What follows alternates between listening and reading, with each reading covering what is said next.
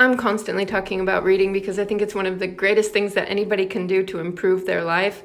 I think it's equivalent to an education. If you can't afford to get a degree or a master's, like, you can essentially get so many of the same benefits out of reading books.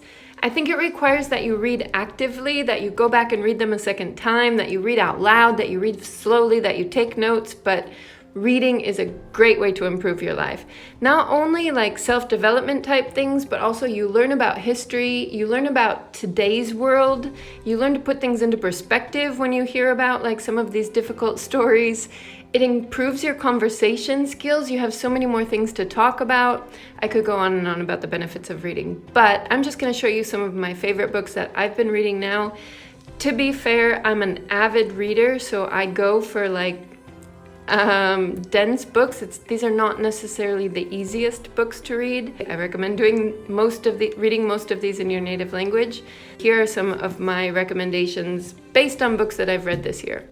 Okay, The Strange Case of Dr. Jekyll and Mr. Hyde. This is a short read. It's not too difficult. It was written in 1886, but it still has so much relevance to today. It's kind of about the war between good and evil that exists in all of us.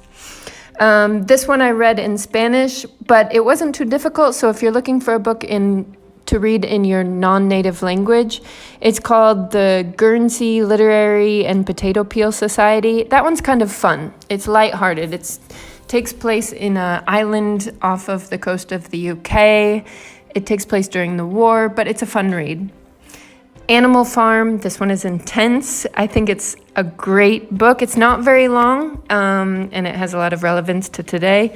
Frankenstein, people are really confused about the plot of this novel. It's so good. I totally recommend it. But this one is super dense and hard to read. And then these ones are too. Middlemarch, Anna Karenina, and The Idiot. Those are huge books. They take a long time to read. These are all very dense. But if you're up for it, I would totally give those three a try. I loved them. Now we're moving into the nonfiction realm. Influence, The Psychology of Persuasion. I loved this book. I learned to see the world in a new way because of it.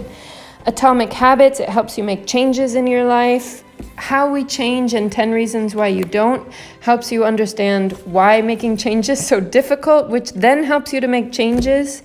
The Compound Effect, that one's a little bit more simple and fun to read. This one is hard and dense and fascinating. I'm loving it.